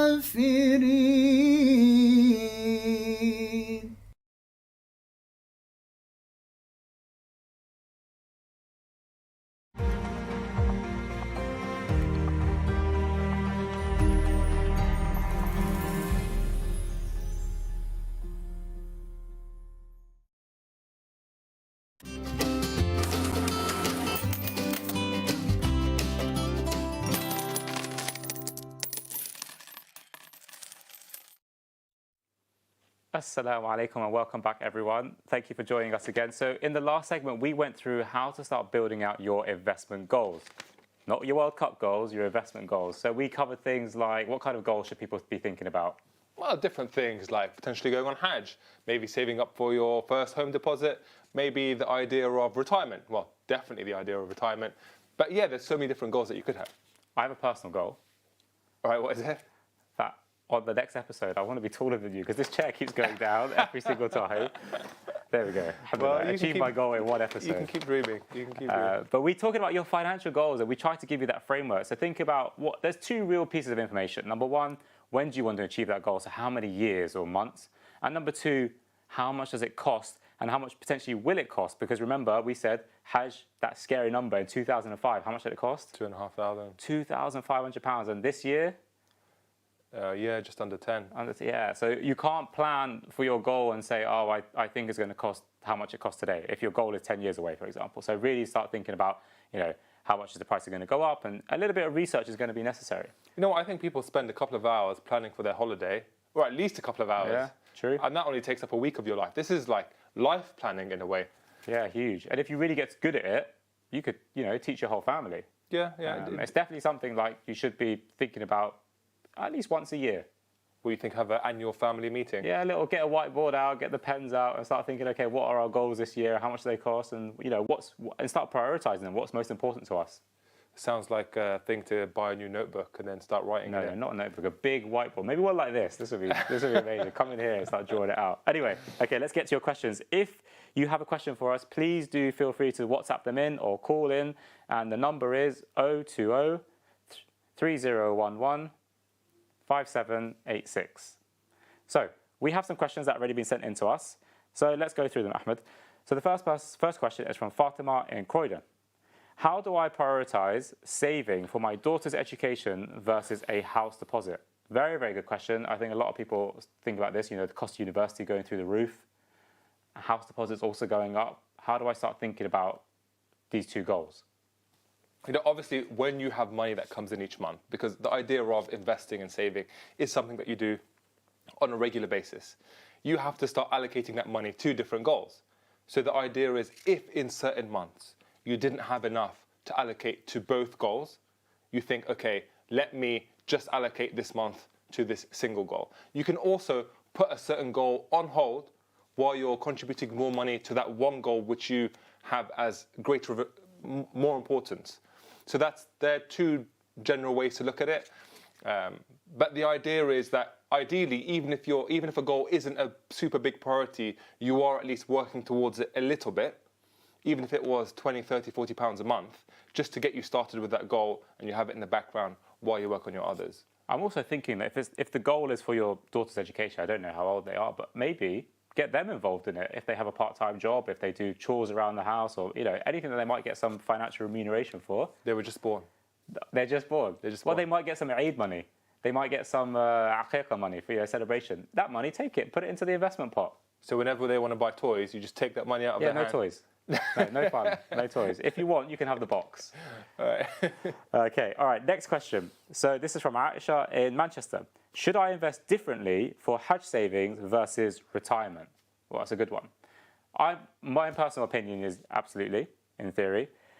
The big question you will need to answer, though, is what is the timeline for each of these? So if we take a fictitious scenario and say you are planning to go to Hajj next year and retirement is maybe 20 years away, it's going to completely change how you start investing. Because now Hajj is only 1 year away, you have a very short timeline. 12 months is not a very long time. And so when we think about investing, we need to start thinking, okay, in a short timeline, I can't take on much risk. I need to really dial down the amount of risk I take with my investments. Whereas for 20 years, and we're going to start introducing this concept in a bit more depth, now you have more time, you can, in theory, handle more volatility and more risk when it comes to your investments. Yeah, absolutely. And of course, there's a personal aspect to investing as well. Some people are comfortable with the idea of risk and volatility with their investments over time. Other people are just not. They're just happy to accept a lower rate of return and less volatility, less risk. So yes, there are preferences that are specific to you, but there's also the idea of how far away is it in the future. And there's a few other things to consider, but they are the fun things that we'll be covering in the next few weeks, isn't that right? Yeah, so make sure you are tuning in every other Tuesday at 11 a.m, inshallah. We'll know if you tune in. Yeah. Based on the questions, we'll know if you've been watching or not. Okay, here's a great one. So this is from Hannah in Glasgow. Should I review my goals regularly, or should I just set and forget? Well, that is a good one. I think definitely reviewing goals regularly is really important. Maybe you plan for a certain goal to cost a certain amount, and then you've realised, oh, it costs a bit less. Like one thing that we've realised is that London house prices have been quite stagnant for the past 5 years. So maybe you planned for a higher amount, and now you need a lower amount. Maybe you planned for a 2-bedroom house, but now all of a sudden, you want to have 5 kids, so now you're thinking, okay, I want to get like a 4-bedroom house, something like that. So I think the idea of, revisiting your goals often is really important, especially considering the amount you earn each year could be vastly different from the year before. So you could say, oh, instead of putting away £200 towards a goal, I now have £600, £700 to put away towards a goal. But there's so many life events that change your financial situation. I think doing it on an annual basis, or at least doing it when there's a significant financial change in your life or your family life, that would make a really big difference. Yeah, I think often we think about these goals as linear, that they're going to be the same, and the amount I can contribute is always the same, but actually it fluctuates a lot, which is why, I guess as financial advisors, you have that annual meeting with the client to make sure that are things still the same. Okay, we've just had another question come in. This is from Yusuf in Sheffield. If I can only invest £200 a month, which goal should I focus on first? Interesting one. We're going to need a lot more information here. We don't know any of the goals yet. But arguably, you'd have to prioritise what goals are most important. Yeah, it's a highly personal question, and it's down to the person. What goal is most important for you to achieve? And also, what is realistic to achieve? If you're putting away £200 a month and you think, I want to buy a house next year, maybe you start to reassess that goal and you think, maybe I do it in 5 years. Maybe you see where you can cut costs in other places to achieve those goals. So it's a tough one, but it is a highly personal question. I would also just say, don't be discouraged, even if you are putting away, £5, £10. Let's say you have that £200 that you can afford each month, alhamdulillah. if you can put together another £5 or £10 by saving out on, maybe reducing one meal or something, you could put that towards another goal. I think don't be discouraged by putting away little amounts of money, because when it comes to investing, I'm going to go through it, there's almost like you need to build up this muscle memory, you need to build up this habit. So even by starting small, it can really, really help. Like, you could read so many books on how to get the perfect physique, but until you go in the gym and you actually lift those weights for the first time, you won't really know how it's all done. So don't worry. Even if it is a small amount, start. I for a long time, was only putting away small amounts of money. But alhamdulillah, you build that habit, and actually, I think it even motivates you, because you're like, oh, okay, now I understand how this thing can really help me in the long term. I don't mind making some more sacrifices because I can now see the power of it. Yeah, one thing which can be a bit discouraging is when you plan out for 10 years. Then you think, wow, 10 years is a long time. There's no point me planning for 10 years because my life is going to be so different. But Adil, you're almost 40, 50 now? No, not quite. But how fast did the past 10 years go Honestly, for you? it's scary. I just think, even I was just thinking about the World Cup. I remember so vividly watching the final, France versus Argentina, 4 years ago. And I'm like, how was that 4 years ago? Yeah, that's... I blinked, 4 years just went. Yeah. And just putting away £10 a month in those 4 years, it really adds up. Do the math, yeah, do the math. Yeah, I would do it now, but I can't. But before, I'm so used to my calculator. Okay, we've had another one. How do I balance investing for retirement with helping my children financially? Oh. There's this concept, you might see it on the aeroplane, which is put your face mask on first before helping others. The idea is that if you can't put your own face mask on, you won't have the ability to help others. Or if you help someone else before you help yourself and you can no longer breathe, maybe you won't be able to help another person. The idea is, if you are in a strong financial position yourself, then the ability to help others will almost come naturally. So, it can seem a little bit selfish. And I think especially in the Arab and South Asian communities, it's very much about others sometimes. What can I give to my kids? How can I sacrifice everything I have for my kids? But, in reality, if you haven't sorted yourself out and put yourself in a strong financial situation, really you could be negatively affecting others, because they're the ones who are going to have to step in and help you later on in life, because you hadn't sorted out your retirement. Wouldn't it be great to be in a position of strength when you come to retire, that you can still help your kids? Maybe you take your whole family out for a vacation. That'd be lovely, wouldn't it? Vacation? Who says vacation in this country? We say holiday. Do You've been listening to the American World Cup too much. I thought it was like get more the proper American English. lingo. No. All right, we've had a few more. Okay, what's the biggest mistake people make when investing for a specific goal? From what I've seen from the kind of emails that we get and all of the different messages and conversations that we have, I think people are not very clear on the whole concept of having a goal first. Very much, I think people go straight into what can I invest into, what's going to make me the most money, and that is arguably the worst way to start, because you don't know what are you going to use the money for, and so you don't know how to kind of choose the appropriate level of risk right for yourself. So you end up making decisions based off what other people may have said on social media, or maybe what some family or friends have said. So I think the biggest mistake is starting with the what, whereas we've said you really need to start with the why. So why are you investing? What is it that you want to achieve? And then you start figuring out what are the steps along the way. It's funny because the whole idea of investing in finance, it's so heavily regulated, and the idea of telling people things about investing is very difficult to do. So what do people end up doing? They follow anecdotal evidence or anecdotal things that you might hear at a barbecue. Your friend saying, oh, I invested in this company and it did really, really well. And then you feel like, well, maybe I should start investing in that company. Yeah. And that's your first step into investing. Without even thinking about the framework, you've straight away gone to an individual investment, which may be very high risk, completely unsuitable for you. And now you have to figure out, when am I going to sell it? What am I even investing for? And that thought may not even ever come up. Yeah, you could very quickly find yourself, adopting someone else's plan. I think this is generally what happens to most people when it comes to investing. It's like, this stock has done well, let me start investing into this stock. That is step one for most people when it comes to investing. I mean, it's funny, I say all this, but that's exactly what I did. I asked my friend when we were like 18 years old, like, what did he invest into? And he gave me some names and I just copied them. I think that's why a lot of young people these days, they get into something like crypto, because their friends talk about it, they see it moving around a lot, and they think, okay, this is investing, trying to double or triple my money in a short period of time without any real understanding of the amount of risk they're taking on. Yeah. Okay. Should I change my investment strategy as I get closer to my goal? Oh, very good. In theory, yes, basically. As we start to go through the different investments, you'll start to realize actually different investments carry different kind of risk and reward ratios. And so some investments might be more suitable for the long term, maybe 10 years plus, whereas other investments are more suited to kind of 1 year.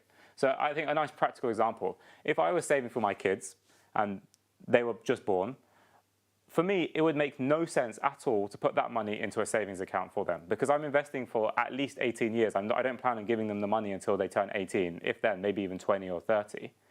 So putting the money into a investment that carries not much growth prospect wouldn't make sense for a 1 year goal. Now, I know we're getting ahead of ourselves and that's good. We're going to come into this in more detail, but I just wanted to give you a nice practical example in case this is what you are doing. You might be thinking, well, okay, well, if I'm doing it wrong, what should I do differently? Yeah, we're getting some really good questions today. Remember, the number is up on screen, so feel free to call in or WhatsApp in your questions. Don't make them too difficult, otherwise we will not answer them. Yeah, I would just skip past it. I'm like, didn't see that one. Okay, so we have another one here. How do I know, this is from Zainab in Bristol, how do I know if my 3-year house deposit goal is realistic? So there's a few different metrics. Why don't you break it down? Yeah, I think the number one point with a lot of this stuff, unfortunately, is doing a bit of research. Do a bit of research about, is that actually the amount that you need to buy a house? Now, some people will differ whether they want to finance the property or whether they just want to put down, or whether they want to buy the whole thing as cash. There's all these things now about shared ownership of properties and things like that. So getting a bit of an idea of how much you actually need for that goal, that does need a bit of planning. Then the next part is thinking, how much can you save each month? You may only be able to save £300 each month, but have you done some real work with your spending habits to think, can I actually save maybe a bit more each month? What things am I spending on? What things could I cut back on? What things are not really needed to help me achieve that goal in the time frame that I want to achieve it? And I think when you start to crunch those numbers, I don't think anyone really loves going through their bank statement and trying to pull out, I spend this much on going out, I spend this much on food, I spend this much. But I think it's a nice exercise to do, and it can really help you frame your goals and your targets really well. I do it on a monthly basis. I think it really helps just to kind of have an idea of, how much did we spend? Am I still on track with my goals? Can I still invest the same amount of money? Because like we said, investing is a monthly thing. If you get paid on a monthly basis, you have a stable job, in theory, providing you are able to cover your costs, you should be investing every single month. How much are you spending on Deliveroo each month? You don't want to know. You really don't want to know. No, I want to know. Deliveroo, not so much. I like to go out to the actual place itself. Fancy. No. the local kebab shop, don't worry, nothing special. Okay, we have a few more questions. From Imran this time. How much emergency savings should I have before I start investing? Great question, Imran. I'm almost thinking, I'm kicking myself here. I'm like, why didn't we tackle this in the episode? We should have talked about the emergency fund. But it will come. But let's break it down. So the emergency fund is basically your pot of money that is there just in case emergencies happen. Last week I had our washing machine broke, that was £450, and then also something went wrong on my car. So in the space of a week, it was almost like £1,000 just gone. Now, if I had no savings and I basically had no money left over, what I would have had to have done is go into my investments, sell them to pay for those costs. And that is not something you want to be doing. And so that's why we have an emergency pot of money that we can tap into when emergency happens. Maybe you lose your job. We know it's possible. Maybe huge things happen to your house or your car or whatever it might be, and you tap into this pot of money. So how do you work out how much you need? Well, you need to do a little bit of budgeting to see how much you spend on a monthly basis for your essential costs. Your housing, maybe your petrol, your food, real basics. Maybe you come up with a number of £1,000. Then what we typically say is, or what is the general advice online is, times that by 3, so 3 months. So at least cover yourself for 3 months as a bare minimum. So if it's £1,000 a month, then you need to have £3,000 in an emergency pot. But if you have a different type of career, maybe you're a freelancer, maybe your job is a bit more sporadic, you might need more. Okay, or maybe you have more people that depend on you, then you might need more. But as a very basic, try and aim for 3 months. To be more comfortable, we're looking at 6 months. And then depending on your circumstance, you might need to tweak it, say maybe 9 months or even 12 months potentially. Yeah, I think one of the big ideas behind an emergency fund is if you did lose your job. If you did lose your job, how long would it take you to potentially find a new job in your industry? And I think 3 months is a fair amount of time. Maybe in this economy, it might take you a little bit longer, which is why being prudent with the cash that you have on the side saved up. When I say cash, I don't mean cash under your bed. You can still keep it. You can still keep it somewhere invested. For example, as an Islamic savings account, which is very low risk and you can access at any time. But yeah, 3 to 6 months of essential expenditure. Okay, wow. Okay, a few more just came in. What should I do if markets fail just before I need my money? Well, in theory, because we're going to really go through this framework, and this is a great question. If that were to happen, it means you have not put together your plan in the correct way. Because remember, we said your goals are going to really start to dictate how we invest. A 1-year time horizon is very different to a 20-year time horizon. So if you are 1 year away from your goal, you should not be invested in a way whereby you are exposed to a level of risks that you cannot handle. So that's the main thing, is we need to start really building this investment plan so that if the markets do go wobbly, or the stock market goes down, or different investments perform in a different way, we are completely prepared for all of those eventualities because we've shifted our plan accordingly. Yeah, you have to shift your plan over time. Every 1 year goal, not every 1 year goal, but a 20-year goal at some point does become a 1 year goal.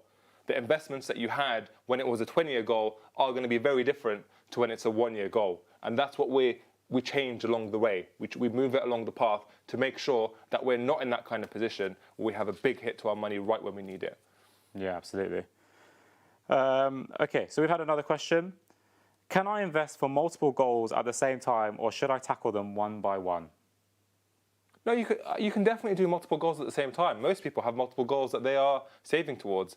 If you were only saving towards one goal, that might just be retirement. Then what about everything else you want in life?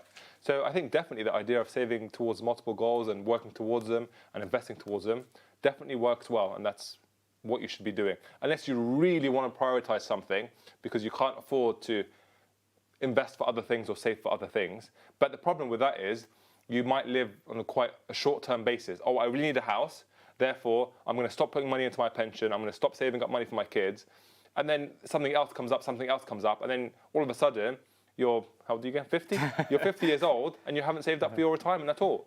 So that's why it's important to do these things at the same time. I wonder if that question has come because, when people talk about debt, they're like, oh, should we use that snowball method whereby you tackle the biggest ones first, and then you tackle the others, maybe? Yeah, debt is a different one. Obviously, as Muslims, we shouldn't be getting ourselves into any kind of high-interest debt, or any debt for that matter. And the idea of having a goal to clear that debt as a priority is really important. But obviously, sometimes it's one of those things that are just unavoidable. People are put in situations, they have to get in debt. But absolutely, clearing high-interest debt especially is what rather should be a priority before you really focus on other goals. Okay, they are coming through thick and fast now, alhamdulillah. Remember, the number is on screen. We have a few minutes, so we'll try and tackle them. How often should I increase my monthly investment contributions? Remember, we've said these goals should really be kind of front and center of your mind. How important are they? And, when do you want to achieve them by? Now, if you're saying how often should I increase the contributions, well, that would make me believe that maybe you can increase them.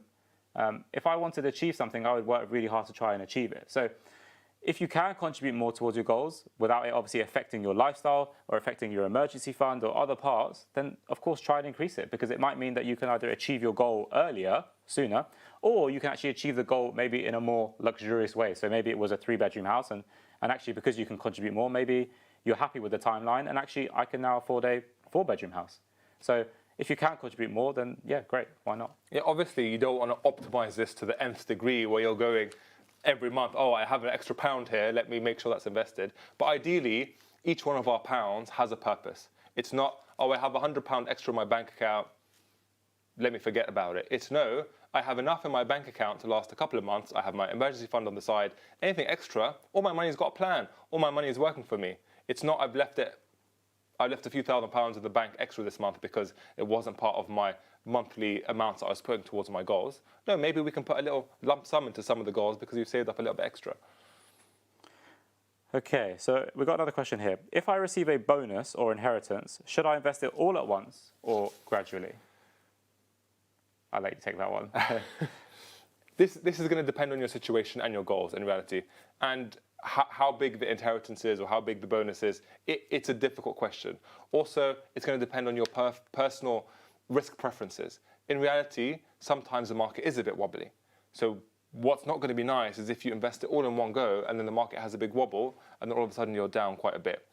This is hopefully a concept that we'll be covering more and more in the coming weeks about how you actually start to structure, especially when big pots of money come in.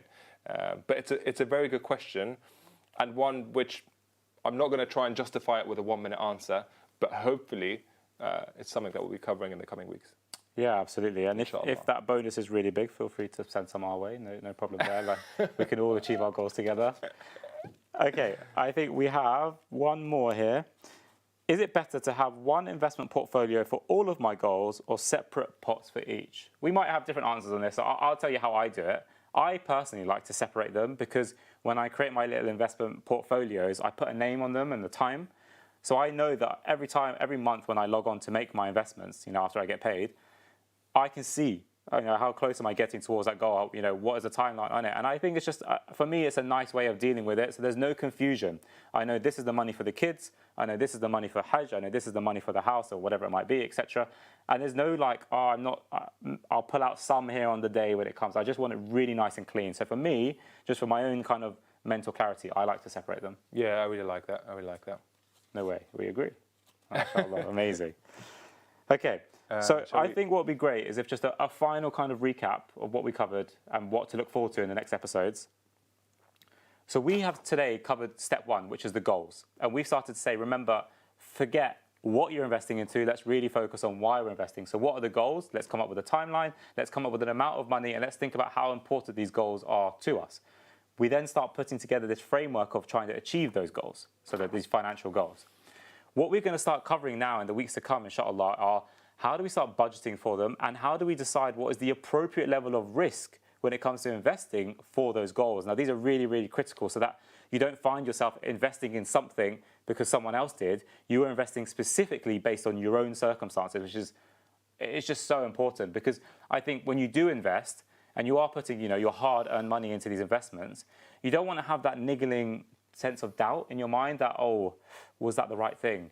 Yeah. Do they really know what they're talking about? So hopefully we'll cover those things in the next couple of weeks. So make sure you're tuned in, and thank you for tuning in today. Jazakallah khair. Over to you, Amina. Wow, that has definitely got me thinking about cancelling Netflix and reducing the online shopping. But that brings us to the end of today's programme. Thank you for joining us and for being part of another edition of Salaam Britain. A special thank you to Arfan Ali for bringing us the latest news headlines, and to our cooking section and all the delicious recipes that we saw. And also thank you to Adil and Ahmed from Nisbat for helping us explore the financial topics discussed in today's Money Matters segment.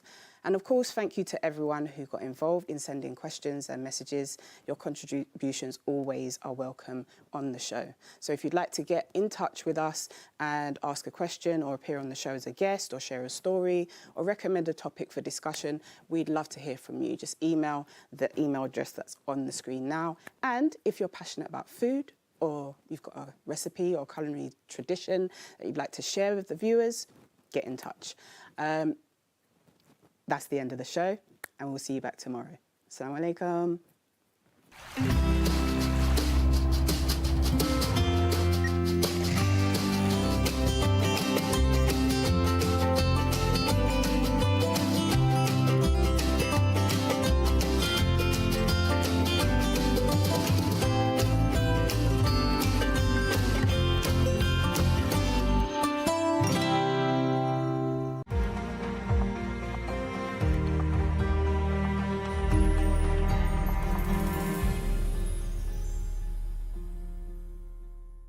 ربنا عليك توكلنا وإليك أنبنا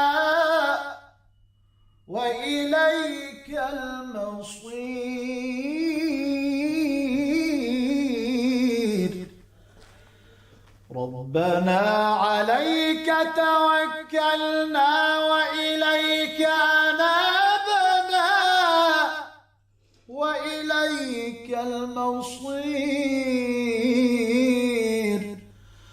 ربنا عليك توكلنا وإليك أنبنا وإليك المصير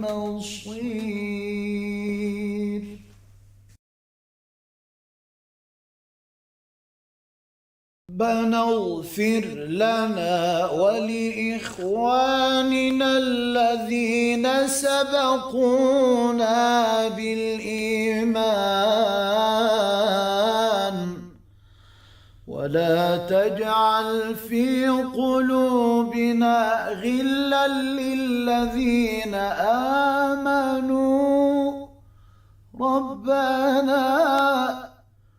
ربنا إنك رؤوف رحيم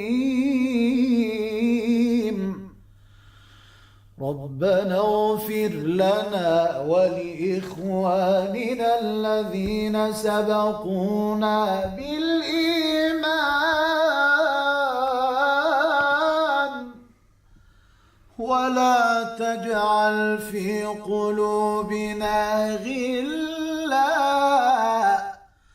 ولا تجعل في قلوبنا غلا للذين آمنوا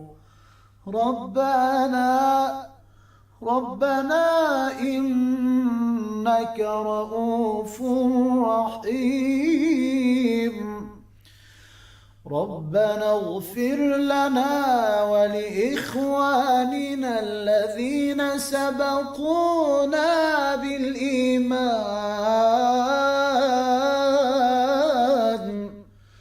ولا تجعل في قلوبنا غلا للذين آمنوا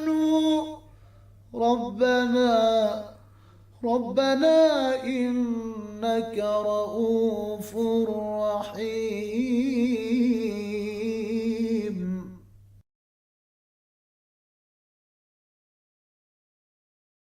ربنا اغفر لنا ذنوبنا وإسرافنا في أمرنا وثبت أقدامنا وانصرنا على القوم الكافرين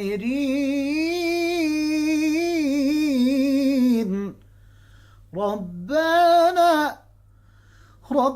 اغفر لنا ذنوبنا وإسرافنا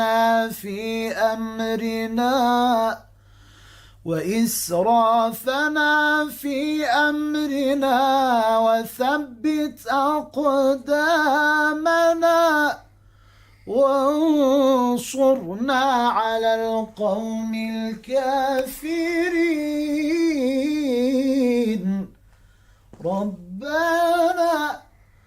ربنا اغفر لنا ذنوبنا وإسرافنا في أمرنا